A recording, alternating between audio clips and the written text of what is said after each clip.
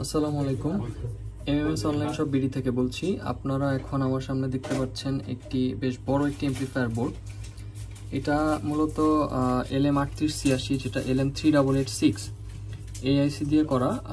এটা 2.1 একটা এমপ্লিফায়ার। আপনারা দেখতে পাচ্ছেন সামনে 4টি LM3886 আইসি দেওয়া আছে। দুইটা হচ্ছে ব্রিজ মোডে আছে সাবউফারের জন্য এবং দুইটা হচ্ছে স্যাটেলাইটের জন্য।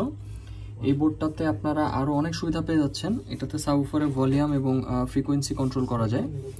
এটাতে হচ্ছে স্যাটেলাইটের বেস ট্রেবল এবং ভলিউমটা কন্ট্রোল করা যায় এবং একটা আছে মাস্টার ভলিউম। এটা খুবই সুন্দর একটা সিস্টেম করা আছে। আপনার ইচ্ছা মতো স্যাটেলাইট এবং সাবউফারের ভলিউম কন্ট্রোল করতে পারবেন এবং এটার সঙ্গে আপনারা 4 আইসির বেস্টনটা পেয়ে যাচ্ছেন।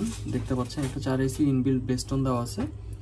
সেম একটা ভোল্টেজেই চলবে সব কিছু এবং এখানে আপনারা হচ্ছে স্পিকার প্রোটেকশন দেখতে পাচ্ছেন। এটাও সেম ভোল্টেজে চলবে, আপনাদের এক্সট্রা কোনো ভোল্টেজ দিতে হবে না।